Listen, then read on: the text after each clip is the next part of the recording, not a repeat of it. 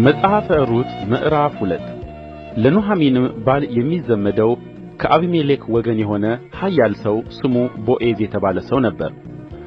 ሞዓባዊቱም ሩት ኑኃሚንን በፊቱ ሞገስ የማገኘውን ተከትዬ እህል እንድቃርም ወደ እርሻ ልሂድ አለቻት። እርሷም ልጄ ሆይ ሂጂ አለቻት። ሄደችም፣ ከአጫጆችም በኋላ በእርሻ ውስጥ ቃረመች። እንደ አጋጣሚውም የአቢሜሌክ ወገን ወደ ነበረው ወደ ቦዔዝ እርሻ ደረሰች። እነሆም ቦዔዝ ከቤተ ልሔም መጣ።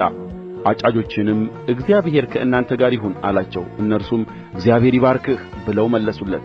ቦዔዝም በአጫጆች ላይ አዛዥ የነበረውን ሎሌውን ይህች ቆንጆ የማን ናት አለው።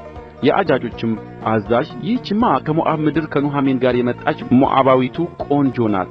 እርሷም ከአጫጆቹ በኋላ በነዶው መካከል እንድቃርምና እንድለቅም እባክህ ፍቀድልኝ አለች። መጣችም፣ ከማለዳም ጀምራ እስከ አሁን ድረስ ቆይታለች። በቤትም ጥቂት ጊዜ እንኳን አላረፈችም አለው። ቦዔዝም ሩትን ልጄ ሆይ ትሰሚያለሽን? ቃርሚያ ለመቃረም ወደ ሌላ እርሻ አትሂጂ፣ ከዚህም አትላወሺ። ነገር ግን ገረዶቼን ተጠጊ፣ ወደሚያጭዱበትም ስፍራ ተመልከቺ፣ ተከተያቸውም። እንዳያስቸግሩሽም ጎበዛዝቱን አዝዣለሁ። በተጠማሽም ጊዜ ወደ ማድጋው ሄደሽ ጎበዛዝቱ ከቀዱት ውኃ ጠጪ አላት። በግምባርዋም ተደፍታ በምድር ላይ ሰገደችለት። እኔንስ ለመቀበል በምን ነገር በፊትህ ሞገስ አገኘሁ? እኔ እንግዳ አይደለሁምን አለችው። ቦዔዝም ባልሽ ከሞተ በኋላ አባትሽንና እናትሽን የተወለድሽባትን ምድር ትተሽ ቀድሞ ወደማታውቂው ሕዝብ እንደ መጣሽ ለአማትሽ ያደረግሽውን ነገር ሁሉ ፈጽሞ ሰምቻለሁ። እግዚአብሔር እንደ ሥራሽ ይስጥሽ፣ ከክንፉም በታች መጠጊያ እንድታገኚ በመጣሽበትም በእስራኤል አምላክ በእግዚአብሔር ዘንድ ደመወዝሽ ፍጹም ይሁን አላት።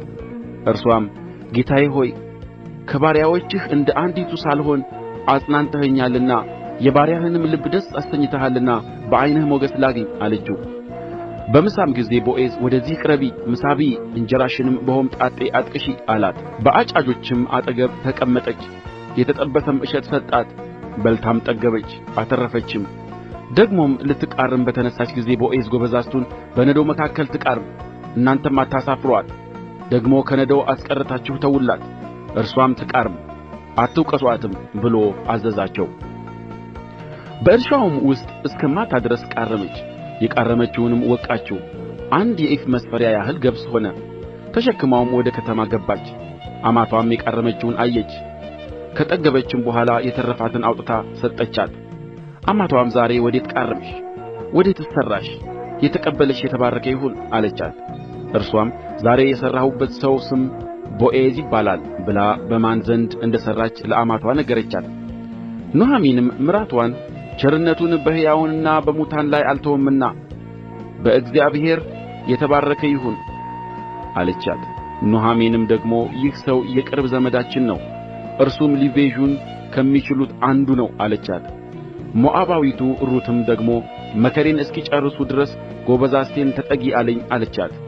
ኑኃሚንም ምራትዋን ሩትን ልጄ ሆይ ከገረዶቹ ጋር ብትወጪ በሌላም እርሻ ባያገኙሽ መልካም ነው አለቻት። ሩትም የገብሱና የስንዴው መከር እስኪጨረስ ድረስ ልትቃርም የቦዔዝን ገረዶች ተጠጋች፣ በአማትዋም ዘንድ ትቀመጥ ነበር።